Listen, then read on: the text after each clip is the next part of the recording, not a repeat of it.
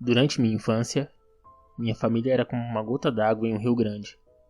Nunca ficava no mesmo lugar por muito tempo.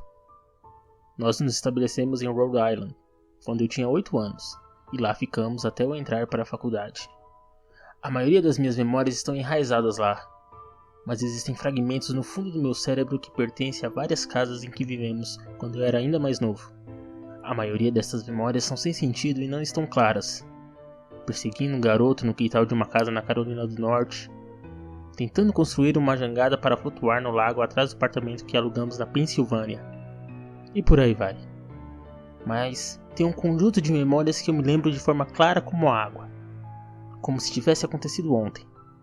Eu constantemente fico divagando se essas memórias não são apenas sonhos lúcidos produzidos por uma longa gripe que tive naquela primavera. Mas no fundo do meu peito eu sei. Elas são reais. Nós estávamos vivendo em uma casa nos arredores da metrópole de New Viner. População 643. Era uma casa grande, principalmente para uma família de 3 pessoas. Havia alguns quartos nos quais eu nem sequer tinha entrado ainda nos 5 meses em que morávamos lá. De certa forma era desperdício de espaço, mas era a única casa disponível no mercado naquela época. Pelo menos, era 1 hora de distância do trabalho do meu pai. Um dia depois do meu 5º aniversário, fiquei com febre. O médico me disse que era mononucleose, o que significava nada de brincadeiras pesadas por pelo menos mais 3 semanas. Estávamos no processo de empacotamento das nossas coisas para nos mudarmos para a Pensilvânia. A maioria das minhas coisas já estavam empacotadas em caixas, deixando meu quarto vazio e desconfortável. Minha mãe me trazia refrigerantes e livros várias vezes por dia. Essas coisas tiveram função de ser minha forma de entretenimento pelas semanas seguintes. Eu não me lembro exatamente como conheci o Sr. Bocalarga. Acho que foi tipo 1 semana depois de eu ter sido diagnosticado com a doença. Minha primeira memória da pequena criatura foi perguntar se ele tinha um nome.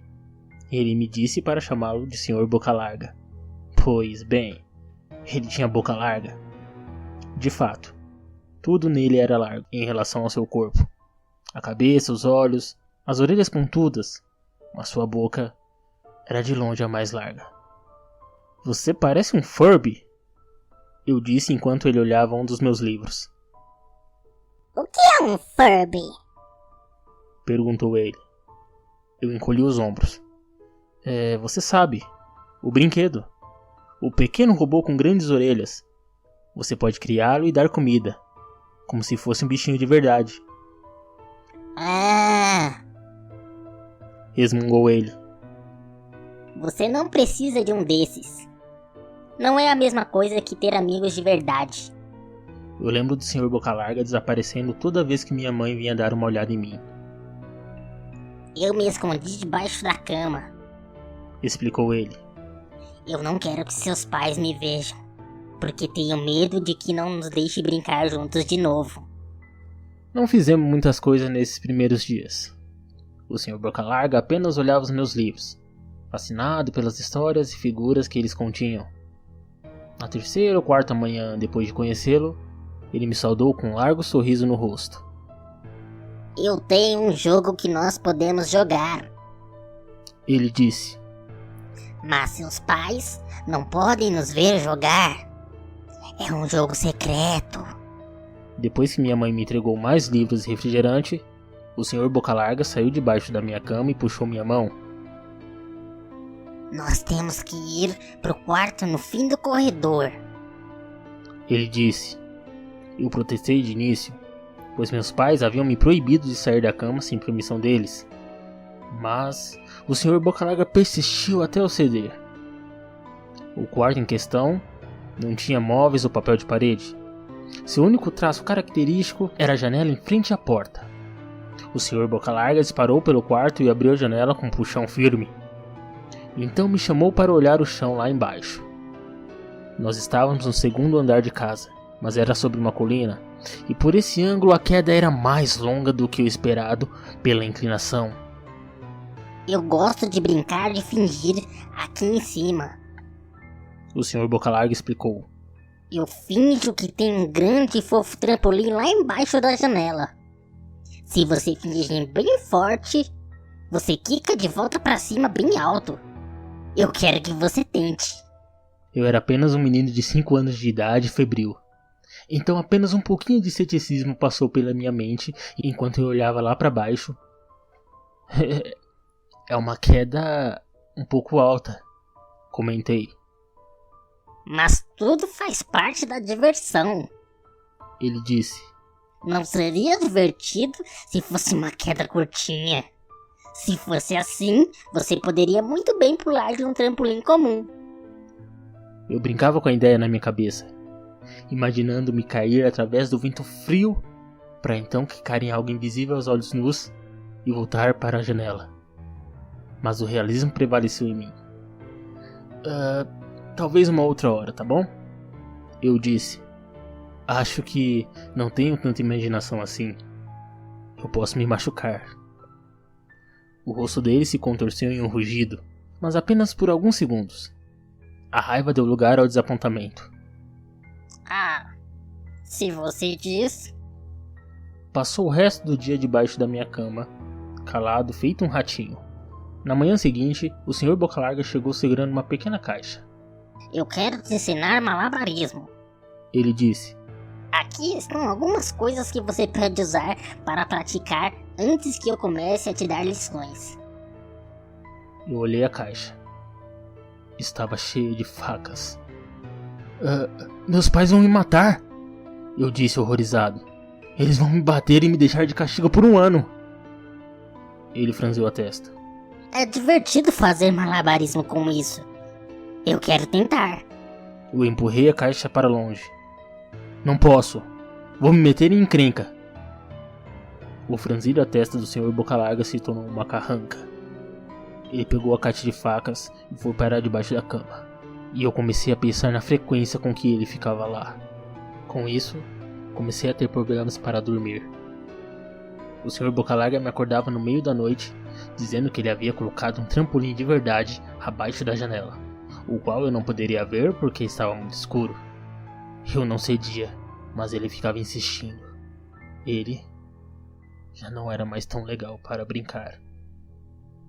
Minha mãe entrou no quarto uma manhã e disse que eu tinha permissão para dar uma volta lá fora.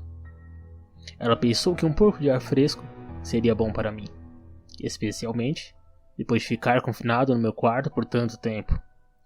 Entusiasmado, coloquei meu tênis e disparei para a porta dos fundos, gritando de alegria por sentir de novo o sol em meu rosto. O Sr. Bocalarga estava esperando por mim. Tem uma coisa que quero que você veja. Ele disse. Devo ter olhado estranho, porque ele disse. É seguro. Eu prometo. E eu segui até o começo da trilha estreita que adentrava a floresta atrás da minha casa. Esse caminho é muito importante. Ele me explicou. Eu tenho muitos amigos da sua idade. Quando eles estão prontos, eu os levo para dentro dessa trilha, para um lugar muito especial. Você não está pronto ainda, mas um dia eu espero que você esteja. Eu voltei para casa me perguntando que tipo de lugar podia haver dentro daquela trilha. 2 semanas depois de conhecer o Sr. Bocalarga, a última demanda das nossas coisas estavam sendo colocadas em caminhão de mudanças. Estaria dentro da cabine daquele caminhão sentado perto do meu pai pela longa viagem. Eu considerei contar ao Sr. Bocalarga que estava partindo, mas, mesmo aos 5 anos de idade, eu suspeitei que a criatura tinha intenções não muito boas comigo, então mantive a partida em segredo. Meu pai e eu estávamos no caminhão às 4 da manhã. Ele esperava chegar na Pensilvânia por volta do almoço. Com a ajuda de uma carga infinita de café e um pacote de energéticos, parecia mais que ele iria correr uma maratona do que passar o dia todo na estrada. É cedo o suficiente para você? Ele perguntou. Eu acenei minha cabeça contra o vidro, esperando dormir algumas horas antes do sol nascer. Senti a mão do meu pai no meu ombro. Essa é a última mudança, filho. Eu prometo. Sei que tem sido difícil para você, por ter ficado tão doente. Assim que papai for promovido, poderemos sossegar e você irá poder fazer amigos. Abri meus olhos assim que o veículo começou a se mover. Vi a silhueta do Sr. Bocalarga na janela do meu quarto. Ele permaneceu em pé, sem demonstrar qualquer emoção, até o caminhão entrar na estrada principal. Então ele me acenou com as mãozinhas pequenas e com uma faca em uma delas. Eu não acenei de volta.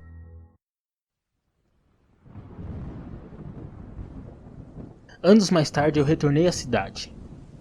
O pedaço de terra onde antes ficava a minha casa agora estava vazio, exceto pelas fundações. A casa havia queimado alguns anos depois de termos nos mudado. Por curiosidade, segui a trilha estreita que o Sr. Bocalarga havia me mostrado. Parte de mim esperava que ele pulasse de trás de alguma árvore me dando um puta susto.